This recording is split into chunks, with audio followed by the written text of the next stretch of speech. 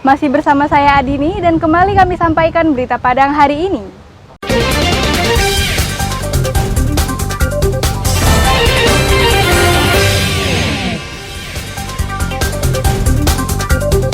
Hunian tetap janji manis untuk korban gempa.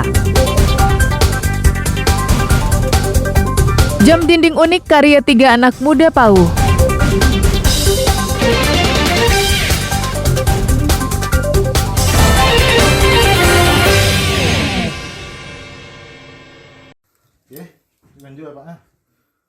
Seorang pengedar bernama Mai Hartowi Putra, warga Kota Baru, Kabupaten Solo, Jumat pekan lalu ditangkap polisi karena memiliki narkotika jenis ganja. Mai ditangkap polisi di Jalan Lingkar, Kecamatan Tanjung Harapan, Kota Solo, di sebuah gubuk tempatnya menyimpan barang haram tersebut. Penangkapan tersangka berawal dari informasi yang diperoleh polisi tentang keberadaan seseorang yang membawa puluhan paket ganja dari Provinsi Aceh. Setelah diselidiki dan diintai, polisi akhirnya berhasil menemukan keberadaan tersangka. Saat digeledah, polisi menemukan 63 paket besar ganja seberat 63 kg yang disimpan di dalam karung. Rencananya ganja sebanyak itu akan diedarkan pelaku di wilayah Solo dan sekitarnya. Tersangka bersama barang bukti kemudian dibawa ke Mapolresta Solo untuk proses hukum. Selain ganja kering siap edar, polisi juga menyita sebuah telepon genggam dan mobil pickup yang digunakan pelaku membawa ganja tersebut dari Aceh. Alhamdulillah untuk Satres Narkoba Polres Solo Kota berhasil mengamankan satu orang pelaku inisial T yang telah melakukan tindak pidana narkotika jenis narkotika golongan 1 ganja kering yang kita dapatkan informasi dari Aceh yang akan disebarluaskan di wilayah Solo Kota dan sekitarnya. Pelaku kita tangkap di Jalan Lingkar, Kelurahan Balimo, Kecamatan Tanjung Harapan, Kota Solo dengan BB jenis ganja kering sebanyak lebih kurang 63 kg. Tersangka dijerat dengan Undang-Undang Nomor 35 Tahun 2009 tentang narkotika dengan ancaman hukuman minimal 6 tahun penjara dan maksimal 20 tahun penjara. Bagi Polres Solo, ini merupakan kasus narkotika terbesar dalam 10 tahun terakhir. Dari Solo, Garnadi melaporkan. Dia menitipkan di... Kita saksikan satu serangan dari Padang Adios dapat. Pertandingan final nomor putra kejuaraan bola voli antar klub FKAN kelima tahun 2022 mempertemukan klub FKAN Padang melawan Padang Adios. Pertandingan dilangsungkan di lapangan Medan Nanbapaneh kantor KAN PAU 9 Kuranji. Babak pertama dan ketiga dimenangkan oleh klub Padang Adios, sedangkan babak kedua dan keempat dimenangkan oleh klub FKAN Padang. Akhirnya dilanjutkan babak penentuan. Di babak terakhir ini terlihat keunggulan klub Padang Adios pada kerjasama tim dan smash-smash tajam pemainnya yang banyak menulang angka. Sedangkan klub FKAN Padang banyak membuat kesalahan sendiri. Akhirnya babak penentuan ini dimenangkan oleh Padang Adios dengan skor akhir 3-2. Sedangkan di nomor final putri, juara bertahan klub BMJ Darmasraya memperlihatkan kualitasnya. Mereka menang dengan skor 3-1 atas klub Lasahan dari Kabupaten 50 Kota. Ya seru Pak, ya terus menegangkan juga, ya saling kompak dalam lapangan. Ya banyak lah Pak, banyak latihan tiap hari juga, fisik juga. Senang bahagia campur aduk. Oh, prediksi kami tadi main santai, main enak, lebih menekan, tapi karena kami terlalu maaf sebelumnya menganggap remeh lawan atau kami kendor, blunder kan. Nah, jadi permain itu bisa berlangsung dengan panjang, kami pun dibuat kelelahan oleh FKAN sendiri atau rumah Pak. Ketua Forum Komunikasi Anak Nagari PAU 9 yang juga penggagas kegiatan ini mengatakan, kejuaraan bola voli antar klub se-Sumatera Barat tahun ini memperlihatkan bibit-bibit unggul untuk pemain bola voli tingkat provinsi.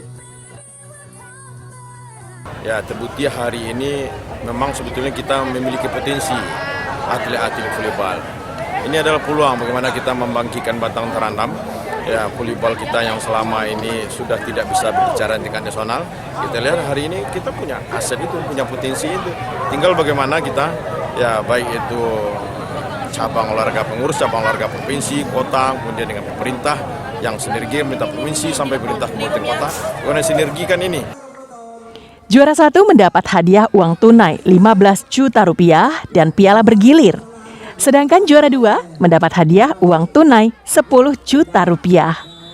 Kejuaraan bola voli antar klub se-Sumatera Barat ini diikuti oleh 30 klub yang terdiri dari 18 klub putra dan 12 klub putri.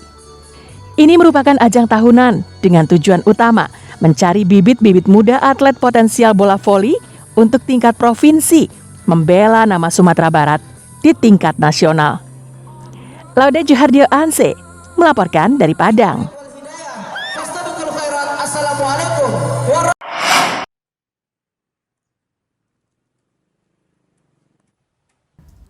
Meski gempa yang memporak-porandakan Pasaman dan Pasaman Barat telah 8 bulan berlalu, namun duka yang dirasakan warga belum juga hilang. Hingga kini, mereka masih merasakan kepedihan karena banyak yang kehilangan tempat tinggal. Duka tersebut belum terobati karena bantuan hunian tetap yang dijanjikan pemerintah belum juga jelas wujudnya. Seperti di Kabupaten Pasaman Barat, Pemda setempat masih melakukan finalisasi pendataan korban gempa, khusus bagi rumah yang rusak berat. Ada sejumlah prosedur dan syarat yang mesti dipenuhi oleh korban gempa untuk mendapatkan bantuan hunian tetap dari pemerintah pusat.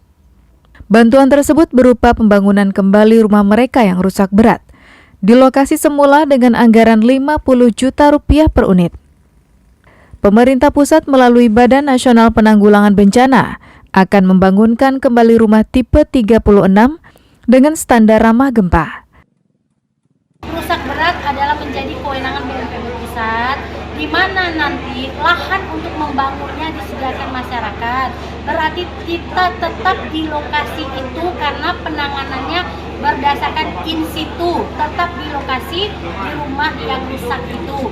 Berarti kategori rusak berat itu berarti pondasinya sudah tidak aman untuk ditempati, sehingga dia harus dibangun baru dengan nanti keluarannya atau hasilnya rumah tipe 36 dengan memenuhi standar tahan gempa atau aman gempa. Namun untuk mendapatkan bantuan tersebut, warga harus merobohkan sisa bangunan rumah mereka. Syarat ini dinilai warga sangat memberatkan karena sebagian warga sudah ada yang membangun sendiri rumah mereka yang rusak berat dan tak layak huni. Rusak berat harus menandatangani surat pernyataan bersedia meruntuhkan sisa bangunan yang akan mendapat membangun kembali di lokasi semula dengan bantuan 50 juta. Belum bisa dipastikan bantuan berupa uang atau berupa benda atau bahan bangunan yang lainnya. Itu sangat merugikan bagi kami masyarakat. Yang poin ketiga terdapat pada poin 5. Pihak Pemda dan Negari bersedia memindahkan status rusak berat ke rusak sedang atau rusak ringan apabila pemilik rumah tidak bersedia menandatangani surat pernyataan yang seperti disebutkan di atas. Jika dibanding bencana yang terjadi di daerah lain, penanganan korban pasca gempa di Pasaman Barat dan Pasaman termasuk yang paling lambat di Indonesia. Sebagai perbandingan, korban erupsi Semeru telah memperoleh hunian tetap dari pemerintah, padahal peristiwanya hanya berselang 2 bulan sebelum gempa Pasaman. Gempa magnitudo 6,1 terjadi pada tanggal 25 Februari 2022 yang meluluh lantakan Kabupaten Pasaman dan Pasaman Barat. Gempa juga disusul tanah longsor dan banjir bandang. Rentetan peristiwa ini menyebabkan 1.400 rumah rusak berat, 1.080 rumah rusak sedang, dan 2.200 rumah lainnya mengalami rusak ringan. Sementara korban jiwa berjumlah 19 orang di kedua kabupaten tersebut. Safaatul Ulum melaporkan dari Pasaman Barat.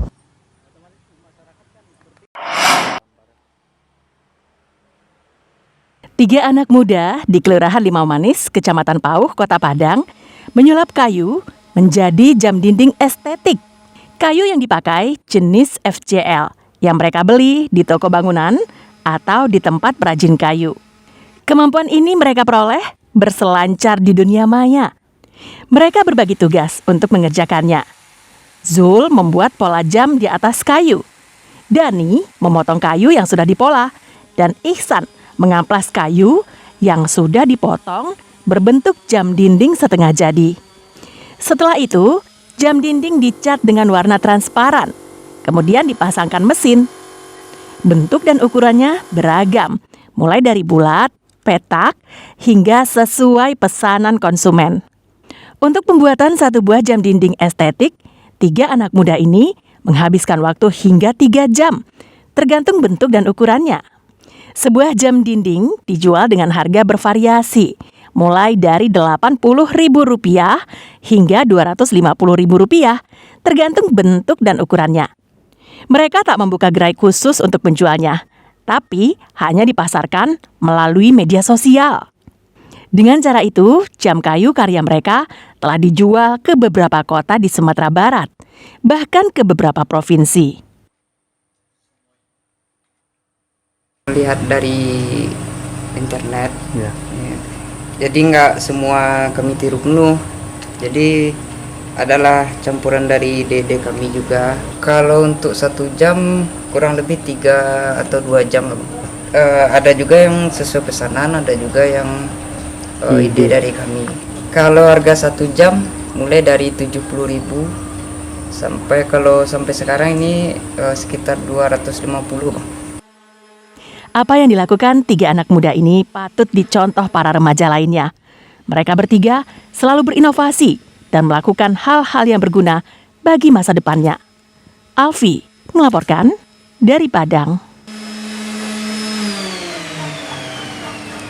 Pemirsa, demikianlah perjumpaan kita dalam Berita Padang hari ini. Saya Adini dan tim redaksi yang bertugas pamit undur diri. Selamat beraktivitas dan sampai jumpa.